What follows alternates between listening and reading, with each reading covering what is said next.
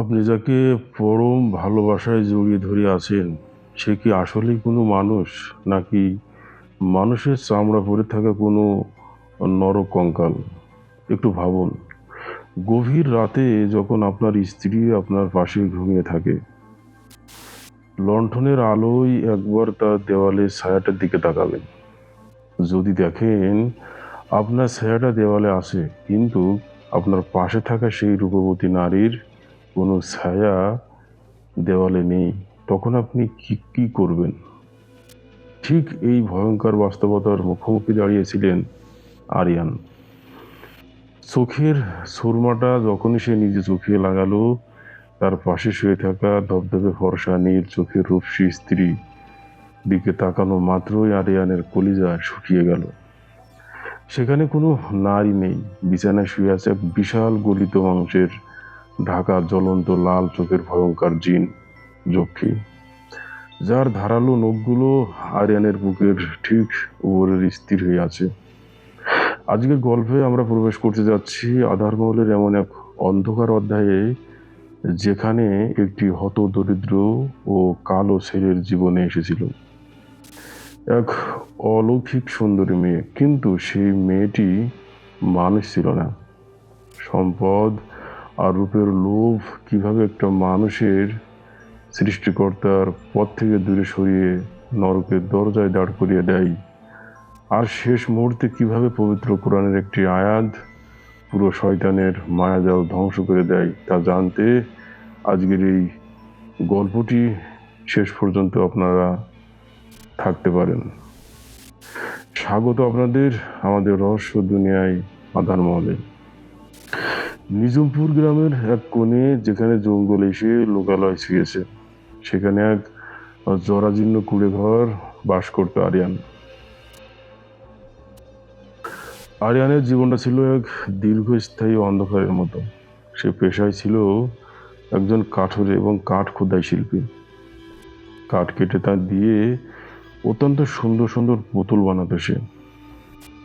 কিন্তু সমাজ তার এই শৈল্পিক গুণের কোনো কদর করেনি। এর একমাত্র কারণ ছিল আরিয়ানের বাহ্যিক রূপ। সে ছিল অত্যন্ত দরিদ্র এবং তার গায়ের রং ছিল কুচকুচে কালো। গ্রামের মানুষ তাকে দেখলে খুব রহস্য করত এবং মুখ ফিরিয়ে নিত। বাজারে যখন সে তার খোদাই করা পুতুলগুলো বিক্রি করতে যেত, মানুষ তার হাতের তৈরি জিনিস ছোঁয়া তো দূরের কথা, তাকে অপয়া এবং কাল্লু বলে উপহাস করত। প্রতিদিন রাতে আরিয়ান যখন তার ভাঙা ঘরের মেঝেতে জায়নামাজ বিছিয়ে সেজদায় যেত, তার চোখ দিয়ে অশ্রু জানালার উপরে অন্ধকারের মিশে যেত। সে কাঁদতো আর বলতো, হে আল্লাহ, এই গায়ের রং তো আমি নিজে বেছে নিইনি। তুমি আমাকে এভাবে সৃষ্টি করেছো, তবে তোমার সৃষ্টির কে মানুষ কেন এত ঘৃণা করে? আরিয়ানের মনে এক তীব্র একাকিত্ব এবং সমাজ নিয়ে এক চাপ ক্ষোভ দানা বাঁধতে শুরু করেছিল। সে নিজেকে দুনিয়ার সবচেয়ে হতভাগা মানুষ ভাবত। একদিন কাঠ কাটার জন্য আরিয়ান বনের অনেক গভীরে চলে যায়।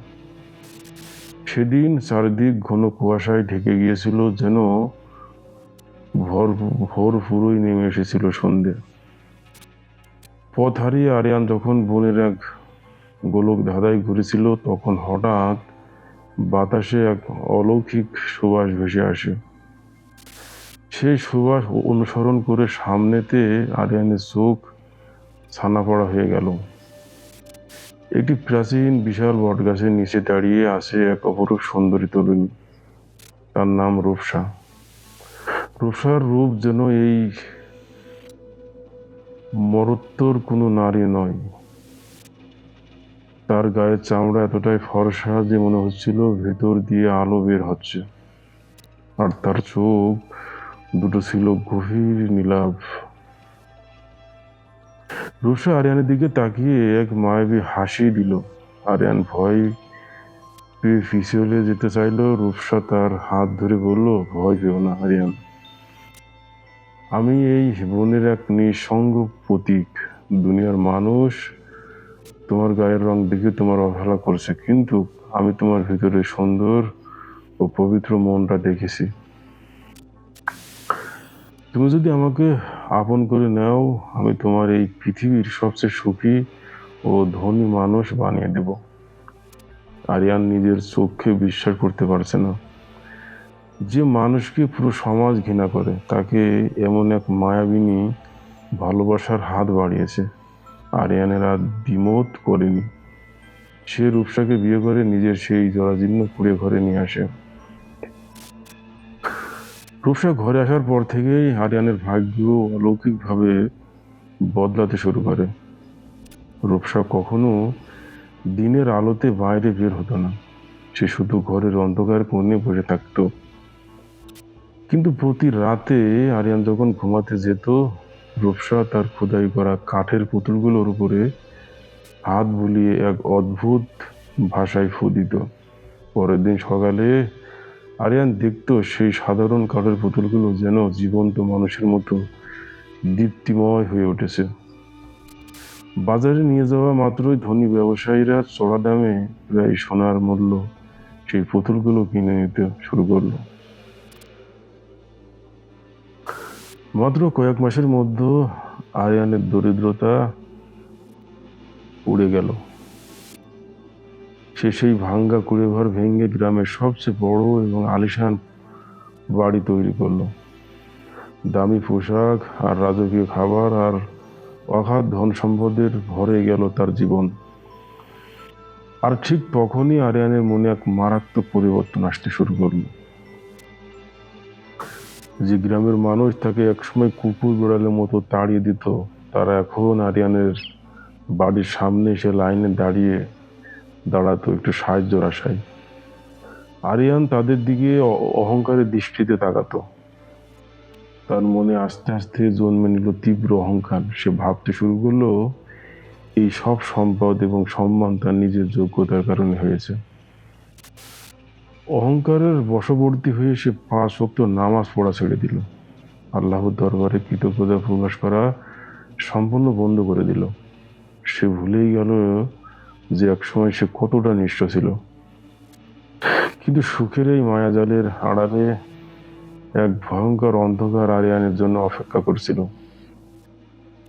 দিন যত যেতে লাগলো, আরিয়ানের রূপসার মধ্যে কিছু হাড়হিম করা অদ্ভুত লক্ষণ লক্ষ্য করতে শুরু করলো। প্রথমত, রূপসা ঘরে কোনো রান্না বান্না করতো না। আরিয়ান তাকে কখনো কোনো খাবার খেতে দেখেনি। কিন্তু গভীর রাতে ডাইনিং টেবিলের পাশে একটা অদ্ভুত পচা মাংসের গন্ধ পাওয়া যেত। একদিন রাতে আরিয়ানের হঠাৎ ঘুম ভেঙে যায়। সে পাশে তাকে দেখে রূপসা বিছানায় নেই। সারা বাড়ি খুঁজেও যখন সে তাকে পেল না, তখন ছাদের উপরের দিকে এক অদ্ভুত ফিসফিসানি শব্দ শুনতে পেল। আরিয়ান পা টিপে টিপে ছাদে গেল। ছাদের দরজা ফাঁক দিয়ে বাইরে তাকাতেই তার বুকটা ধক করে উঠল। মেঘহীন আকাশে যখন পূর্ণিমার চাঁদ, রূপসা চাঁদের আলোর দিকে মুখ করে শূন্য ভাসছে। আর চাঁদের আলোর তীব্রতায় দেখা যাচ্ছে রূপসার সেই ফর্সা মায়াবী চামড়াগুলো আস্তে আস্তে খসে খসে পড়ছে। আর তার ভিতর থেকে এক কুৎসিত কলস্কার অবয়ব উকি দিচ্ছে। সে অদ্ভুত এক অচেনা ভাষায় উপরের দিকে তাকিয়ে ফিস ফিস করে কথা বলছে। আরিয়ান ভয়ে চিৎকার দিতে গিয়েও নিজের মুখ চেপে ধরলো এবং কাঁপতে কাঁপতে ঘরে ফিরে কম্বল মুড়ি দিয়ে শুয়ে রইল। তার মনে তীব্র সন্দেহের দানা বাঁধল। সে যাকে স্ত্রী হিসেবে ঘরে এনেছে সে আসলে কোনো মানুষ নয়। পরদিন সকালে আরিয়ান নিজের ভয়কে চেপে রেখে ছদ্মবেশী গ্রামের এক বৃদ্ধ তান্ত্রিকের কাছে গেল। সে তান্ত্রিককে সব কথা খুলে বলল। তান্ত্রিক গভীর মনোযোগ দিয়ে সব শোনার পর একটা দীর্ঘশ্বাস ফেলে আরিয়ানের হাতে একটা ছোট কৌটা দিল। তান্ত্রিক বলল, এর ভিতরে একটি প্রাচীন অলৌকিক সুরমা আছে। আজ রাতে রূপসা যখন ঘুমিয়ে পড়বে, তখন তুমি এই সুরমা নিজের চোখে লাগাবে। মানুষের চোখ অনেক সময় বাহ্যিক সৌন্দর্যের মায়ায় অন্ধ হয়ে যায়। এই সুরমা তোমাকে রূপসার আসল সত্য রূপ দেখতে সাহায্য করবে। আরিয়ান সুরমার কৌটোটি পকেটে নিয়ে ভারী মন নিয়ে বাড়ি ফিরে এলো। সেদিন রাতটা ছিল অন্য অন্য দিনের চেয়ে বেশি অন্ধকার। চারিদিকে এক শাসা নীরবতা। মাঝরাতে আরিয়ান বিছানায় উঠে বসলো। রূপসা তার পাশেই চোখ বন্ধ করে শুয়ে আছে। আরিয়ান কাঁপতে কাঁপতে পকেট থেকে সুরমা বের করে নিজের চোখে লাগালো। তারপর সে যখন রূপসার দিকে তাকালো, তখন তার পায়ের নিচ থেকে যেন মাটি সরে গেল। তার গলা দিয়ে কোনো শব্দ বের হচ্ছিল না, শরীর অবশে আসছিল। সুরমার অলৌকিক শক্তিতে রূপসার সেই মায়াবী রূপ সম্পূর্ণ হাওয়া হয়ে গেছে। আরিয়ান দেখলো তার পাশে কোনো সুন্দরী নারী শুয়ে নেই, বরং এক বিশাল ভয়ঙ্কর জিনযক্ষী শুয়ে আছে। তার পুরো শরীর পচা এবং গলিত মাংসে ঢাকা, যেখান থেকে পুঁজ পড়ছে। তার চোখ দুটো জ্বলন্ত কয়লার মতো লাল, আর তার লম্বা লম্বা ধারালো রোগগুলো আরিয়ানের বুকের ঠিক উপরে স্থির হয়ে আসে। রূপসা কোনো মানুষ ছিল না, সে ছিল মানুষের রূপ ধরে আসা এক প্রাচীন শয়তান বা অভিশপ্ত জিন, যার কাছে হলো মানুষকে আল্লাহর পথ থেকে বিচ্যুত করার জন্য রূপ এবং সম্পদের ফাঁদ পাতা। ঠিক তখনই রূপসা তার সেই ভয়ঙ্কর লাল চোখ দুটো মেলে তাকালো। এবার তার কণ্ঠস্বর আর মিষ্টি ছিল না, তা ছিল বজ্রপাতের মতো গম্ভীর এবং পৈশাচিক। সে বিকট শব্দে এসে উঠল। আরিয়ানকে এক ঝটকায় ঘরের দেওয়ালে ছুঁড়ে ফেললো। আরিয়ান দেওয়ালে ধাক্কা খেয়ে মেঝেতে পড়ে গেল। তার মুখ দিয়ে রক্ত বেরোতে লাগলো। রূপসা তার ভয়ঙ্কর নখগুলো উঁচিয়ে আরিয়ানের দিকে এগিয়ে আসতে আসতে বলল, আরিয়ান, তুই ভেবেছিলি তুই খুব চালাক। আমি সুন্দরী নারী সেজে তোর মনের ভিতরে লুকিয়ে থাকা অহংকারকে জাগিয়ে তুলেছি। তুই তোর গায়ের রং নিয়ে অসন্তুষ্ট ছিলি, তুই আল্লাহর নিয়ামতের না সফল করেছিলি। আজ তোর সেই ধন সম্পদ, তোর রূপের অহংকার সব আমি মাটি করে দেব। আজ রাতে আমি তোর কলিজা ছিঁড়ে খাবো এবং তোর আত্মা এই ঘরের চিরকালের জন্য বন্দি করে রাখবো। মৃত্যুর এই চরম মুহূর্তে এসে আরিয়ানের চোখের সামনে তার অতীত ভেসে উঠল। তার ভুল ভেঙে গেল। সে বুঝতে পারলো বহিক রূপ আর ক্ষণস্থায়ী ধন সম্পদের লোভে পড়ে সে তার পরম সৃষ্টিকর্তাকে ভুলে গিয়েছিল। সে বুঝতে পারলো তার কালো রংটাই কত নিরাপদ ছিল, অথচ আজ সে মিথ্যু সুন্দরের পিছনে ছুটে নিজের ধ্বংস ডেকে এনেছে। আরিয়ান মাটিতে পড়ে থাকা অবস্থায় দুই হাত জোর করে কাঁদতে কাঁদতে আল্লাহর দরবারে খাঁটি মনে তওবা করলো। সে চিৎকার করে পড়তে শুরু করলো আয়াতুল কুরসি এবং লা ইলাহা ইল্লা আনতা সুবহানাকা ইন্নী কুনতু মিনাজ জালিমিন। আল্লাহর পবিত্র কালামের আওয়াজে আরিয়ানের মুখ থেকে বের হওয়ার সাথে সাথে অলৌকিক ঘটনা ঘটল। রূপসা নামের সেই ভয়ঙ্কর জিনটি যন্ত্রণায় ছটফট করতে শুরু করলো। সে নিজের কান চেপে ধরে চিৎকার করতে লাগলো, যেন তার শরীরে আগুন ধরে গেছে। ঘরের চারিদিকে দেওয়ালে কেঁপে উঠল এবং এক তীব্র স্বর্গীয় আলো ঝলকানিতে সেই অভিশপ্ত জিনটি ফুলে ছাই হয়ে বাতাসে মিলিয়ে গেল। আরিয়ানের সেই বিশাল আলিশান বাড়ির হিরে জহরত চোখের পলকে অদৃশ্য হয়ে গেল। আরিয়ান চোখ মিলে দেখলো সে আবার তার সেই আগের পুরনো জরাজীর্ণ ভাঙ্গা কুড়ে ঘরের মেঝেতেই শুয়ে আছে। তার গায়ে জড়ানো সেই সাধারণ তালি দেওয়া চাদর, কিন্তু তার মনে এখন আর কোনো ক্ষোভ বা তাগিদ নেই। সেখানে বিরাজ করছে এক পরম শান্তি। প্রিয় আধারমহল চ্যানেলের দর্শকবৃন্দ, আরিয়ানের এই শ্বাসরুদ্ধকর এবং শিউরে ওঠা গল্পটি কেবল একটি হরর বা অলৌকিক কাহিনী নয়, এটি আমাদের বাস্তব জীবনে এক চরম সত্যর আয়না। এই গল্প থেকে আজ আমাদের আধারমহল চ্যানেলের পক্ষ থেকে আপনাদের জন্য রয়েছে একটি অত্যন্ত গুরুত্বপূর্ণ ও শক্তিশালী ইসলামিক শিক্ষা। আল্লাহর সৃষ্টির উপর সন্তুষ্টি। পবিত্র কোরআন আল্লাহ তাআলা ইরশাদ করেছে, নিশ্চয় আমি মানুষকে সুন্দরতম চেহারা দিয়ে সৃষ্টি করেছি। সূরা ৩ আয়াত নম্বর 4। আমাদের গায়ের রং, আমাদের আকৃতি বা আমাদের আর্থিক অবস্থা যেমনই হোক না কেন, তা আল্লাহর নিখুঁত পরিকল্পনা এবং সৃষ্টি।